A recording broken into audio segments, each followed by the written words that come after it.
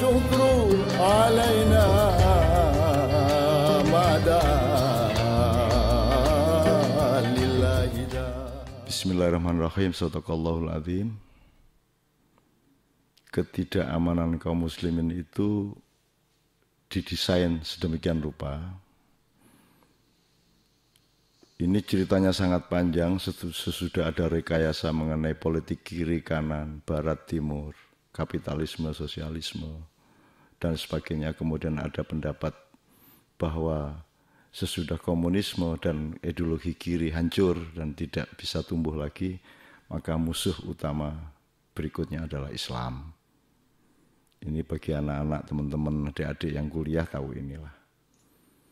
Kemudian yang terdekat Anda tahu apa yang disebut Arab Spring. Jadi itu penguasaan harta benda di negara-negara Islam, terutama di Timur Tengah, yang disebut musim semi Timur Tengah. Begitu manisnya, padahal sesungguhnya adalah yang sebaliknya. Bukan Arab Spring, tapi Arab pusing lah ya, atau apapun lah. Jadi Anda tahu bagaimana Afghanistan hancur lebur, sampai kemudian Irak hancur lebur, sampai kemudian Libya hancur lebur, Mesir kebingungan, kemudian Syria berkepanjangan sampai sekarang. Yaman bahkan diserbu oleh Arab sendiri, sesama Muslim. Dan kebanyakan umat Islam di dunia tidak mengerti Arab Saudi. Dan saya tidak akan ngomong apa-apa kecuali bahwa perampokan terhadap harta benda, kekayaan-kekayaan di bawah tanah atau di kandungan bumi negara-negara Islam itu secara sangat sistematis dirampok dengan cara yang merapuhkan bangsa dan negeri-negerinya, apa itu republik ataukah kerajaan. Kemudian sesudah perampokan secara terang-terangan, para penipu daya global ini tidak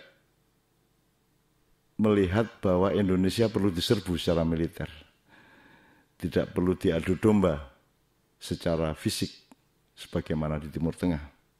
Tetapi khusus untuk Indonesia, desainnya adalah membangun atau menciptakan kesempitan dan kedangkalan. Cara untuk memecah belah umat Islam di Indonesia adalah segmen-segmen kaum muslimin yang kira-kira tidak memiliki tradisi atau potensi yang sifatnya kualitatif dalam pemahamannya kepada Islam. Mereka dipacu, direkayasa sedemikian rupa dengan cara meningkatkan kesempitan pandangan orang Islam, meningkatkan kedangkalan.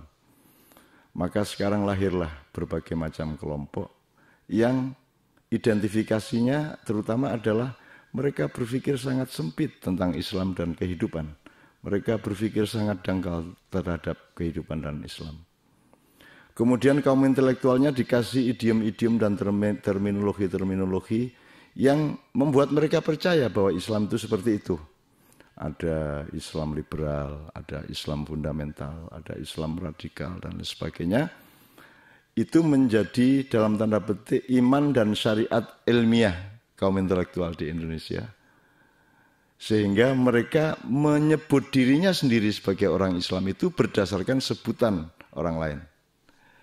Tidak ada lagi sebutan, oh ini mazhab Syafi'i, itu mazhab Maliki, atau idiom-idiom yang selama ini ada di dalam sejarah Islam. Yang mereka pakai untuk mengidentifikasi atau menyebut-nyebut umat Islam adalah idiom-idiom atau istilah-istilah yang lahir dari orang-orang yang ingin menghancurkan Islam. Ada Islam liberal dan lain sebagainya tadi itu. Dan mereka percaya kepada itu dan akhirnya benar-benar lahir nih kaum muslimin fundamental ini. Kaum muslimin radikal benar-benar lahir.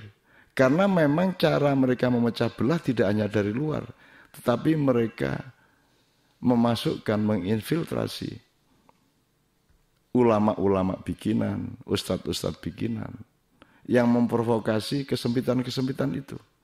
Nah, ideologi atau aliran di dalam Islam yang paling dangkal, yang paling sempit itu dieksplorasi dengan resonansi yang luar biasa di Indonesia. Sehingga muncullah perpecahan-perpecahan yang aneh-aneh, yang lucu-lucu, yang dangkal-dangkal, yang sempit-sempit. Dan kita sekarang sedang dikepung oleh ketidakamanan di kalangan umat Islam sendiri satu sama lain. Dan saya kira kalau saya harus ngomong, saran saya atau anjuran saya sangat sederhana.